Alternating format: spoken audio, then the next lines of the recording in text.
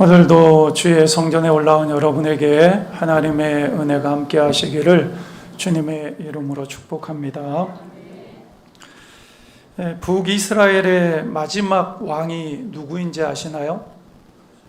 호세아 왕입니다. 이 호세아는 북이스라엘의 19번째 왕이 되었고 9년 정도 나라를 통치하다가 아수르에 의해서 북이스라엘이 멸망을 당하게 됩니다. 그러면 이 호세아에 대해서 하나님이 어떤 평가를 내리시느냐, 이것은 굉장히 중요합니다. 오늘 우리가 읽진 않았지만 열왕기하 17장 2절 말씀에 보면 이렇게 하나님께서 말씀하십니다. 여호와께서 보시기에 악을 행하였으나 다만 그전 이스라엘 여러 왕들과 같이 하지는 아니하였더라. 이렇게 성경은 기록을 합니다. 여러분들, 이 말씀 가운데 가장 인상적인 말씀이 뭐냐면 여호와께서 보시기에, 이런 말씀입니다. 여러분들, 하나님께서는 모든 것을 보고 계셨습니다. 할렐루야. 하나님은 북이스라엘의 모든 역사를 보셨을 뿐만 아니라 호세아가 9년 동안 나라를 통치하는 모든 기간 동안 하나님은 모든 것을 보고 계셨고, 그리고 모든 것을 평가하셨습니다. 여러분들, 우리가 인생을 살아가면서 우리는 끊임없이 다른 존재에게 평가를 받습니다. 물론 내 스스로 나를 평가할 때가 있죠. 그런데 만약에 자기 자신을 평가할 때 잘못 평가하게 되면 병적인 요소가 나타나게 됩니다. 예를 들면 자기 자신을 못났다라고 생각하면 열등감에 빠지고, 내가 다른 사람보다 잘났다 생각하면 우월감에 빠져서 교만해질 수가 있습니다. 그래서 내가 어떻게 평가하느냐, 이건 물론 중요하죠. 그리고 남이 나를 어떻게 평가하느냐, 세상이 나를 어떻게 평가하느냐, 물론 중요합니다. 그런데 하나님을 믿는 우리에게 있어서 가장 중요한 평가는 여호와 하나님께서 나를 어떻게 보고 계시느냐, 여호와 하나님께서 나를 어떻게 평가하고 계시는가, 사실은 이것이 가장 중요한 문제라고 볼 수가 있습니다. 다른 사람들이 나를 다 긍정적으로 봐요. 세상 사람들이 다 나를 긍정적으로 보고 있어요. 그런데 하나님께서 나를 부정적으로 본다면 나는 하나님 앞에서 악한 사람이 되는 거예요. 반대로 세상 사람들이 다 나를 부정적으로 봅니다. 내 주변에 있는 모든 사람들이 다 나를 부정적으로 봐요. 그런데 하나님이 나를 긍정적으로 보십니다. 그러면 그것이 바로 선한 것이 될 수가 있습니다. 그래서 우리가 물론 내가 내 자신을 좋게 평가하고 다른 사람이 나를 좋게 평가하고 세상이 나를 좋게 평가하면 가장 좋죠. 그리고 하나님도 나를 좋게 평가하신다면 이것보다 더 좋은 것은 없습니다. 그런데 그게 쉽지가 않죠. 여러분, 우리가 인생을 살아가면서 우리에게 가장 중요한 것은 내가 나를 어떻게 평가하느냐, 다른 사람이 나를 어떻게 평가하고 세상이 나를 어떻게 평가하느냐, 이것이 중요한 것이 아니라 하나님이, 모든 것을 보고 계시는 그 하나님이 나를 어떻게 평가하시느냐, 이것이 가장 중요한 문제입니다. 만약에 하나님께서 나를 긍정적으로 평가하시고 나를 선하다 말씀하시면 나는 하나님 앞에서 선한 사람이 되는 것이고 하나님 앞에서 좋은 평가를 얻으면서 사는 존재가 되는 겁니다. 여러분들, 예수님께서 십자가에 달려 돌아가실 때 예수님 주변에 있는 모든 사람들이 예수님에 대해서 부정적으로 평가합니다. 그 당시에 종교 지도자들, 바리새인과 서기관들, 예수님을 부정적으로 평가했죠. 로마의 정권도 예수님을 부정적으로 평가합니다. 그리고 예수님을 따랐던 많은 사람들도 이제는 오히려 예수를 십자가에 못 박으라고 외칩니다. 모든 주변에 있는 사람들이 예수님에 대해서 다 부정적으로 평가했어요. 그러면 예수님은 하나님 앞에서 악한 자입니까? 그렇지 않아요. 하나님께서는 십자가에 달려 돌아가신 그 예수님을 선하다라고 말씀하십니다. 우리 인간의 모든 죄를 짊어지시고 십자가에 올라가신 그 예수님은 선하신 분이십니다.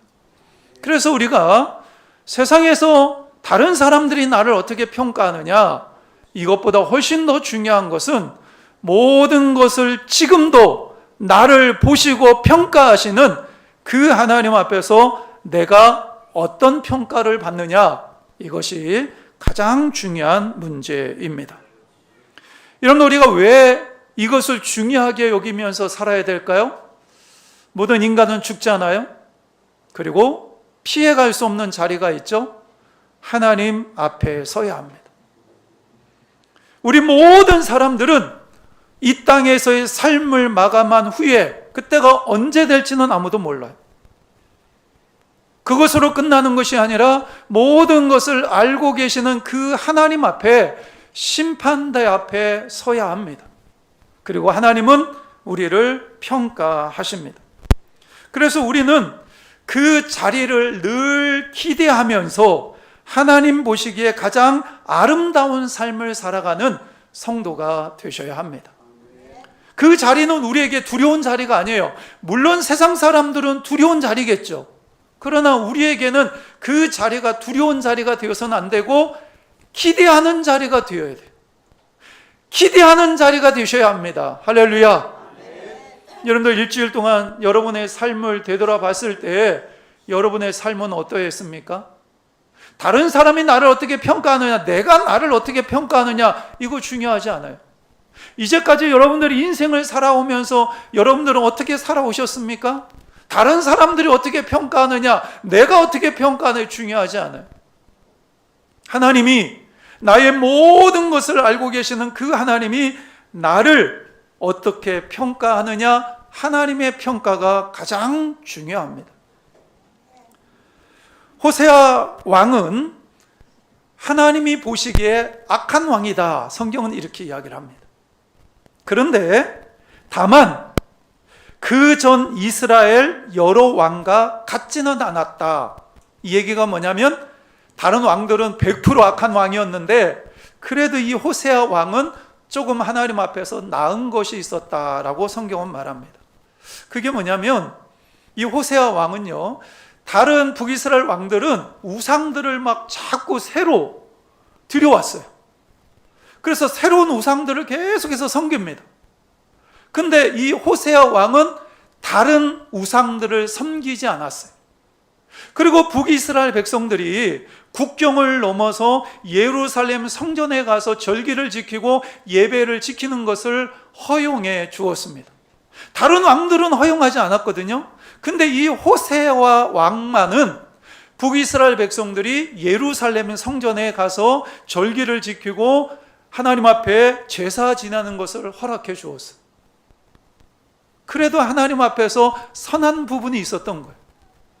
그런데 너무나 불행한 것은 이 호세아 왕이 북이스라엘의 마지막 왕이 되었다라는 것입니다. 그동안에 북이스라엘 가운데 쌓아놓았던 죄가 하나님의 심판을 불러왔던 거예요. 여러분들, 여기서 중요한 게 뭐냐면 그동안에 북이스라엘 백성들이 첫 번째 여로보암 왕부터 시작해서 마지막 19번째 왕이었던 호세아 왕까지 계속해서 쌓아놓았던 죄악들, 이 죄가 하나님의 심판을 불러왔고 결국은 아수르에 의해서 북이스라엘이 멸망을 당하게 됩니다. 오늘 말씀을 통해서 우리는 정말로 중요한 교훈을 얻으려고 해요. 그것이 뭐냐면 왜 북이스라엘이 하나님의 심판을 받아서 이제 지구상에서 영영 사라집니다. 북이스라엘은 이제 존재하지 않아요. 남유다만 그 맥을 이어가요. 왜 북이스라엘이 이렇게 하나님의 심판을 받아서 멸망을 당해야만 했을까? 여러분들, 우리가 예수 믿다가 우리도 타락할 수 있어요. 우리도 하나님의 심판의 대상이 될 수 있어요. 그래서 우리가 이 북이스라엘이 멸망하는 과정을 통해서 이들이 도대체 어떤 삶을 살았기 때문에 오늘 본문의 말씀을 보면 하나님께서 노하셨다 말씀하십니다. 하나님이 막 화가 나신 거예요. 북이스라엘 백성들의 삶을 보고. 그러면 북이스라엘 백성들이 도대체 어떤 삶을 살았을까? 오늘 말씀을 통해서 교훈을 얻고자 합니다. 첫 번째로 그들은 그 하나님의 은혜를 잊어버리면서 살았습니다. 오늘 본문 7절 말씀에 보면 우리 함께 읽겠습니다. 이 일은 이스라엘 자손이 자기를 애굽 땅에서 인도하여 내사 애굽의 왕 바로의 손에서 벗어나게 하신 그 하나님 여호와께 죄를 범하고 또 다른 신들을 경외하며, 이렇게 나옵니다. 그냥 단순히 하나님이라고 얘기하지 않고 그 하나님이 북이스라엘 백성들에게 어떤 일들을 했는지를 아주 자세하게 기록하고 있어요. 하나님이 북이스라엘 백성들에게 어떤 일을 행하셨습니까? 그들이 430년 동안 애굽에서 종살이하고 있을 때 하나님께서 그들을 건져내셔 가나안 땅을 그들에게 주시고 이제까지 그들을 인도하셨어요. 하나님이 그들을 구원하셨고, 하나님이 그들을 보호하셨고, 하나님이 그들에게 필요한 것을 공급하시고, 하나님이 그들의 삶을 인도하셨는데 북이스라엘 백성들이 그 하나님의 은혜를 잊어버립니다. 단순히 잊은 것으로 끝나지 않고 하나님 앞에 범죄하고 우상 숭배하는 자리까지 떨어져 버립니다. 이것이 북이스라엘이 멸망한 첫 번째 이유입니다. 하나님은 북이스라엘을 구원하기 위해서 정말 많은 일들을 행하셨어요. 애굽 땅에 10가지 재앙을 내립니다. 유월절이 있었어요. 하나님이 홍해를 가르십니다. 그리고 만나와 메추라기를 이스라엘 백성들에게 주셨어요. 낮에는 구름 기둥, 밤에는 불 기둥으로 이스라엘 백성을 인도하셨고, 광야의 삶 속에서 주변에 있는 나라들이 계속해서 호시탐탐 누렸지만 하나님이 그들을 지켜주시고 보호하셨어요. 하나님이 요단강을 가르셨어요. 여리고성을 무너뜨리셨어요. 그리고 적과 꿀이 흐르는 가나안 땅을 정복하고 그들에게 땅을 분배해서 그들이 집을 짓고 농사 짓고 그곳에서 살 수 있도록 430년 동안 노예였고 종살이했던 그들을 가나안 땅으로 인도하셔서 나라를 세우게 하고 그들이 농사 짓고 자유롭게 먹고 살 수 있도록 하나님이 이런 은혜를 베푸신 거예요. 그런데 북이스라엘 백성들은 이 모든 하나님의 은혜를 잊어버리고 오히려 그 하나님께 범죄하고 우상 숭배했던 거예요. 여러분, 우리가 신앙생활 하면서 하나님이 우리에게 주신 은혜를 잊어버리게 되면 여러분들 우리의 신앙에 문제가 생깁니다. 반드시 영적으로 병이 들게 되어 있어요. 하나님은 우리를 창조하셨고 우리를 구원하셨고 우리를 인도하셨습니다. 할렐루야. 날아가는 새 한 마리도 하나님의 허락 없이는 떨어지지 않는데, 그러기에 내 삶에 허락된 모든 것은 다 하나님의 은혜였습니다. 그런데 우리가 어느 순간에 그것을 잊어버리게 되면 우리 안에 영적인 병이 찾아옵니다. 영적인 병이 뭘까요? 교만해지는 거예요. 그래서 하나님 앞에 예배드리고 기도하고 하나님을 위해서 헌신하는 일에 열심을 내지 않습니다. 감사를 잊어버려요. 만약에 우리가 하나님의 은혜를 잊어버리게 되면 그 은혜를 기억하면 자연스럽게 나오는 것이 하나님에 대한 감사인데, 하나님의 은혜를 잊어버리니까 감사도 사라지는 거예요. 감사도. 여러분들, 예수님은 늘 하나님의 은혜를 기억하면서 사셨어요. 그래서 예수님은 어떤 상황과 여건 속에서도 감사를 잃어버리지 않으셨어요. 오병이어의 기적을 앞두고 앉아있는 사람이 성인 남자만 5,000명입니다. 근데 예수님의 손에 든 것은 오병이어 뿐이었어요. 한 사람 어린아이 하나 먹이면 끝이에요. 그 정도 적은 양이었어요.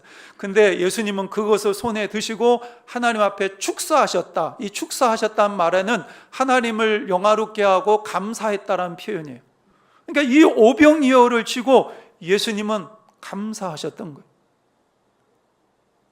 예수님께서 돌아다니면서 가버나움에서 하나님의 말씀을 선포하고 복음을 전했는데 이 가버나움 사람들이 예수님의 말씀을 받아들이지 않는 거예요. 냉정하게 보면 사역의 실패입니다. 그런데 그럼에도 불구하고 예수님은 실패를 경험했지만 하나님 앞에 감사합니다. 나사로가 병들었다가 죽었어요. 병들어서 죽었고 그 나사로가 무덤 속에 들어갔습니다. 그런데 죽어있는 나사로 앞에서 예수님이 하신 것이 뭐예요? 감사하며 기도합니다. 예수님께서 십자가를 앞에 두고 자기 인생에서 가장 힘들고 고통스러운 순간에도 겟세마네 동산에서 예수님은 하나님 앞에 감사합니다. 예수님의 사역을 보게 되면 어떤 결과를 보고 예수님이 감사하지 않았어요. 우리는 어떤 결과나 어떤 열매가 나타나면 그때 가서 하나님 내 기도에 응답해 주셔서 너무 감사해요. 우리 아들 잘 되게 해주셔서 감사하고요. 하나님 내 병 고쳐주셔서 너무 감사해요. 어떤 결과나 열매를 보고 감사하려고 하잖아요. 근데 예수님은 어떤 결과나 열매를 보고 감사한 것이 아니라 합력하여 선을 이루실 신실하신 하나님. 할렐루야. 모든 것을 합력하여 선을 이루신 그 하나님, 그 하나님을 기대하면서 예수님은 감사합니다. 여러분들, 이 감사가 우리에게 있는 거예요. 어떤 자에게요? 하나님의 은혜를 기억하는 사람은 이런 감사를 할 수 있는 거예요. 근데 하나님의 은혜를 잊어버리면 이런 감사가 나올 턱이 없죠. 여러분들, 하나님이 우리에게 주신 은혜를 마음에 새기십시오.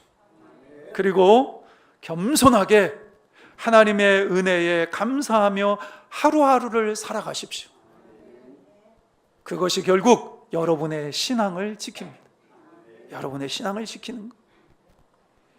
두 번째로, 북이스라엘 백성들은 계속해서 불의를 행하였기 때문에 그렇습니다. 오늘 본문 9절 말씀에 보면 우리 함께 읽겠습니다. 이스라엘 자손이 점차로 불의를 행하여 그 하나님 여호와를 배역하여 모든 성읍의 망대로부터 견고한 성에 이르도록 산당을 세우고, 이렇게 말씀을 합니다. 이스라엘 백성들은 점차로 좋아져야 되는데 점차로 계속해서 불의를 행하고 있어요. 그러면 이스라엘 백성들이 행한 불의의 대표적인 것이 뭘까요? 우상숭배입니다. 우상숭배. 이스라엘 백성들이 하나님을 떠나서 무신론자가 된 것이 아니에요. 하나님을 떠났으니까, 나 하나님 안 믿으니까 나는 신을 믿지 않고 무신론자로 살 거야. 이스라엘 백성은 그렇게 하지 않습니다. 하나님이 떠난 그 자리에 뭐가 들어와요? 우상이 들어옵니다. 처음에는 금송아지 우상, 그 다음에 바알, 그 다음에 아세라, 그 다음에 온갖 산당을 세웁니다. 거기다가 가장 큰 우상 숭배 중에 하나가 뭐냐면 몰렉이라는 것이 있어요. 그게 뭐냐면 오늘 본문의 말씀에도 등장을 하는데, 자기의 자녀들을 자기가 섬기는 우상에게 제물로 드리는 거예요. 불태워서 제물로 드리는 거예요. 이스라엘 백성들은 하나님 앞에 제사를 지낼 때 양을 잡아서, 짐승을 잡아서 드립니다. 그런데 북이스라엘 백성들은 우상을 섬기면서 어디까지 나락으로 떨어지냐면 자기의 사랑하는 자녀를 잡아서, 짐승처럼 잡아서 자기의 우상들에게 불태워 드리는 거예요. 얼마나 그들이 우상에 찌들어 있었는지, 얼마나 그들이 우상 때문에 타락했는지를 보여주는 하나의 사건입니다. 북이스라엘 백성들은 일대 왕이 여로보암이었거든요. 여로보암이 금송아지를 섬겼는데 19번째 마지막 왕이었던 호세아 왕까지 이 금송아지 우상을 버린 적이 단 하루도 없었습니다. 어떠한 왕도 이 금송아지 우상을 끊어내지를 못했어요. 단 하루도, 아니 단 한 시간도 그들이 우상을 떠나서 산 적이 단 한 시간도 없었어요.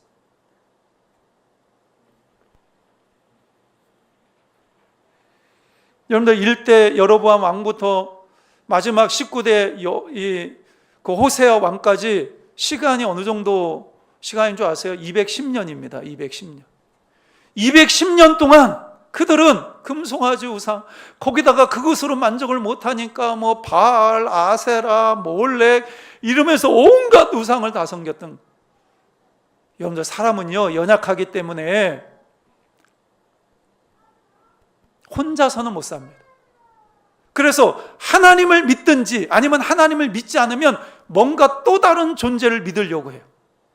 자기 자신을 믿던가, 아니면 절에 찾아가든가, 아니면 큰 산에 가가지고 큰 바위에 가지고 비나이다 비나이다, 아니면 정한수를 떠놓고 비나이다 비나이다 하든가, 뭔가를 섬겨야만 인간은 마음의 안정을 누리는 거예요. 왜요? 끊임없이 두려움이 찾아오기 때문에 그래요. 이스라엘 백성들이, 북이스라엘 백성들이 자신의 삶을 인도하신 그 하나님의 은혜를 기억하고 그 하나님만 섬겼어야 되는데 우상에게 마음을 빼앗깁니다.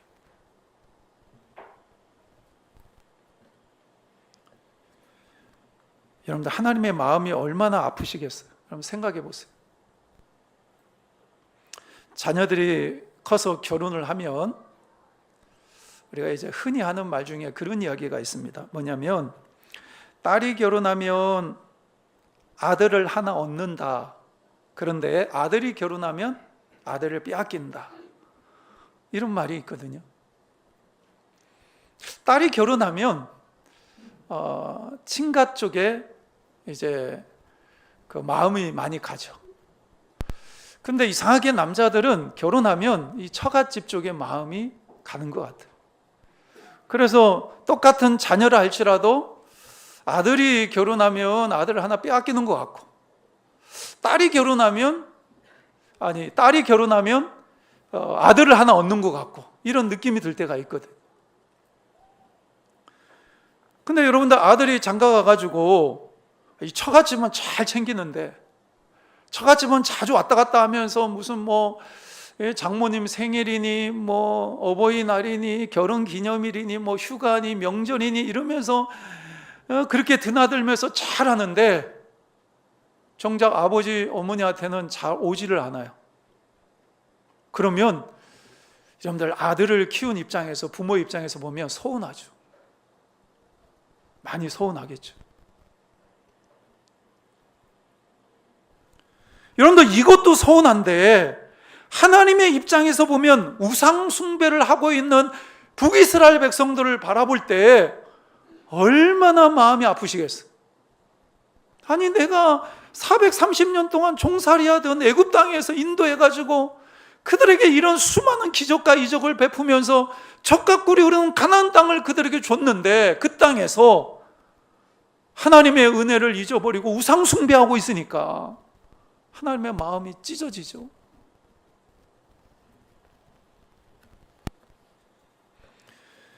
여러분들 우상 숭배는요 다른 것이 아닙니다. 제가 자주 말씀을 드리지만 하나님보다 우선시하고 하나님보다 더 사랑하는 것이 있다면 그것이 다 우상이 될 수 있어요. 하나님이 우리의 최우선순위가 되어야 되고 우리가 사랑하는 최정점에 누가 계셔야 되냐면 하나님이 계셔야 돼요. 그런데 하나님보다 더 우선시하거나 하나님보다 더 사랑하는 것이 있다면 그것이 나의 직장이 될 수도 있고 사업 터전이 될 수 있고 내 남편이 될 수도 있고 아내도 될 수 있고 내 사랑하는 자녀가 될 수 있고 내가 가지고 있는 재물, 내가 가지고 있는 권세, 모든 것이 다 해당이 되는 거예요. 오늘날의 우상은 다른 게 아니에요. 내가 절에 안 가기 때문에 우상 숭배하는 거 아니다. 그런 차원이 아닙니다. 내가 하나님보다 우선시하고 하나님보다 더 사랑하는 것이 있다면 그것이 우상이 될 수 있어요. 여러분들 하나님을 사랑하시되 마음을 다하고 뜻을 다하고 목숨을 다해서 하나님을 사랑하고 계십니까? 만약에 여러분들이 이렇게 하나님을 사랑하고 있다면 바로 그것이 여러분의 신앙을 지킵니다. 마지막 세 번째로 북이스라엘 백성들이 왜 멸망을 당했냐면 선지자들이 그들에게 말씀을 전해 주었는데 그들이 선지자들의 말씀을 거부했기 때문에 그렇습니다. 하나님은 북이스라엘 백성들에게 수많은 선지자들을 보내주셨어요. 그런데 그들이 하나님의 말씀을 듣지 않고 거부합니다.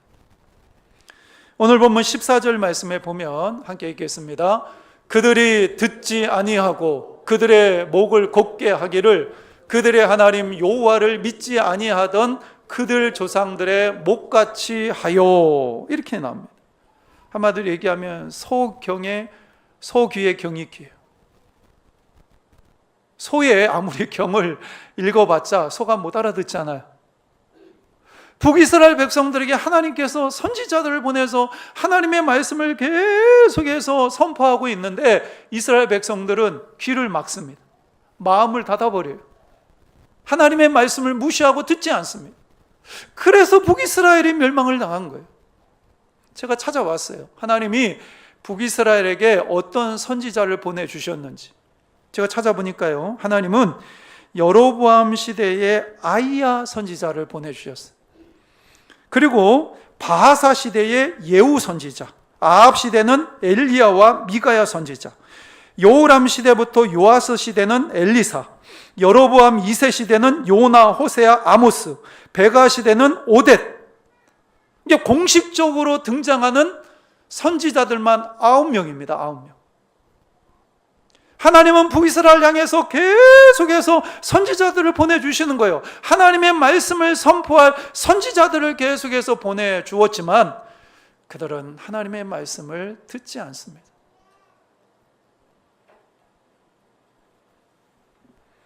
여러분들, 하나님께서 북이스라엘 백성들에게 선지자들을 계속 보내신 이유가 뭘까요? 내가 아직도 너희들을 포기하지 않았다. 너희들이 계속해서 우상을 떠나지 않고 그 속에서 살고 있지만, 나를 잊었지만 나는 결단코 너희를 잊고 있지 않다. 나는 여전히 너희들을 사랑하고 있고 너희들에게 기대를 걸고 있다. 너희들이 회개하고 나에게 돌아오면 내가 너희들을 회복시켜 줄 것이다. 이게 하나님의 메시지였어요. 여러분, 하나님이 몇 년 동안 참으신 거예요? 210년 동안 참으신 거예요. 210년 동안. 북이스라엘을 너무나 사랑하셨기 때문에. 그런데 결국 그들이 회개하지 않았기 때문에 하나님의 심판을 받고 멸망을 당했던 것입니다. 여러분들, 하나님의 말씀은 제가 늘 얘기하지만 영적인 거울입니다. 하나님의 말씀을 보면 하나님의 말씀을 통해서 하나님을 볼 수 있어요. 하나님이 어떤 분이신지를 우리는 알게 됩니다. 하나님의 말씀을 통해서. 많은 사람들의 문제가 뭐냐면 하나님을 알지 못하기 때문에 문제가 생겨요. 그런데 하나님의 말씀을 보면 하나님이 어떠한 분이신가를 우리가 알 수가 있고, 또 하나님의 말씀을 보게 되면 내가 어떤 존재인가에 대해서 알게 됩니다. 내가 하나님 앞에서 얼마나 연약하고 교만하고 나약하고 죄로 물들어 있는지, 나라는 존재가 어떤 존재인지를 정확하게 볼 수 있어요. 그리고 분별력이 생깁니다. 절대적인 것과 상대적인 것, 본질적인 것과 비본질적인 것이 무엇인지를 분별할 수 있는 지혜가 생기는 것. 그래서 내가 어디에 내 인생을 걸고 내 시간과 물질과 내가 가지고 있는 것을, 모든 것을 내가 어디에 던져야 되는지 분별력이 생기는 것. 세상의 모든 사람들은 상대적인 것, 비본질적인 것에 자기의 인생을 겁니다. 그러나 하나님의 말씀을 알고 있는 우리는 무엇이 본질적이고 무엇이 절대적이고 무엇이 진리인지를 하나님의 말씀을 통해서 정확하게 아는 것.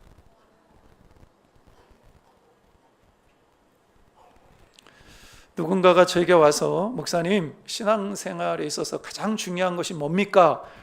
이렇게 질문한다면 저는 분명하게 이제 얘기할 수 있을 것 같아요. 그건 뭐냐면 예수 믿고 하나님의 말씀을 마음에 새기고 순종하는 것. 이게 신앙생활의 핵심이다. 근데 그래요. 이것보다 더 중요한 게 없어요. 하나님의 말씀을 듣고 그 하나님의 말씀을 깨닫고 그 하나님 말씀 앞에 순종하면서 살아가는 것. 하나님은 끊임없이 우리에게 말씀을 주십니다. 북이스라엘 백성들이 하나님을 잊어버리고 온갖 우상 속에서 살고 있었지만 하나님은 210년 동안 계속해서 하나님 말씀을 주셨고 그들을 사랑하셨기 때문에 참으셨어요. 인내하셨어요. 우리가 하나님의 말씀을 마음에 새기고 그 말씀 앞에 반응하면서 살고 있다면 바로 그것이 여러분의 신앙을 지킵니다.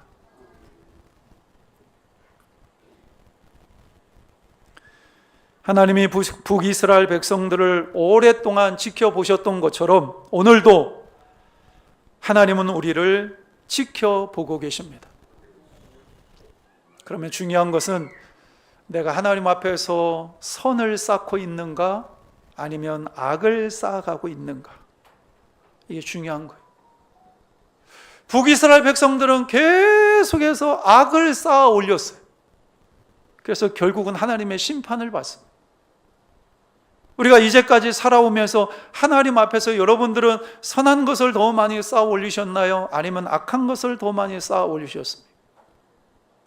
만약에 여러분들이 하나님 앞에서 선한 것을 더 많이 쌓아 올렸고 계속해서 선한 것을 계속해서 쌓아가고 있다면 때로 여러분들이 하나님께서 내 기도에 응답해 주시지 않는다 할지라도, 여전히 여러분의 삶이 힘들고 어렵고 여러 가지 문제가 여러분을 떠나지 않고 있다 할지라도 여러분들 실망하지 마십시오.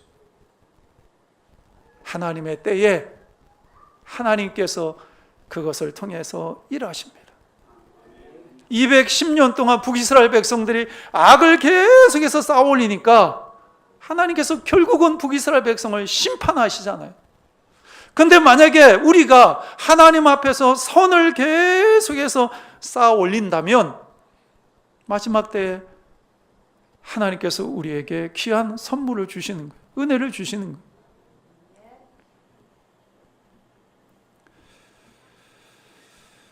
오늘 말씀을 정리합니다. 이스라엘 백성들이 왜 멸망을 당했느냐? 첫 번째, 하나님의 은혜를 잊었기 때문에 그래요. 두 번째, 하나님 앞에서 불의를 계속해서 쌓았기 때문에 그래요. 그게 뭡니까? 우상숭배. 세 번째가 뭐예요? 하나님께서 선지자들을 계속해서 9명이나 보내서 계속해서 말씀하시는데 210년 동안 그들은 불순종했어요. 결국 그것 때문에 북이스라엘이 멸망을 당합니다. 여러분, 우리가 하나님의 은혜를 기억하며 감사할 수 있다면, 하나님을 내 인생의 가장 최우선 순위에 두고 그 하나님을 가장 많이 사랑할 수 있다면, 하나님이 나에게 주신 그 말씀을 가슴에 새기고 그 말씀 앞에 순종하면서 살 수 있다면 그것이 여러분의 신앙을 지킵니다. 여러분의 삶을 풍요롭게 하고 여러분의 신앙을 성숙하게 만들어주고 마지막 시대에 하나님 앞에 그것 때문에 칭찬받고 인정받을 수 있는 사람이 될 수가 있습니다. 여러분들 이러한 삶을 사셔서 여러분의 인생이 행복한 인생이 되시기를 주님의 이름으로 축복합니다.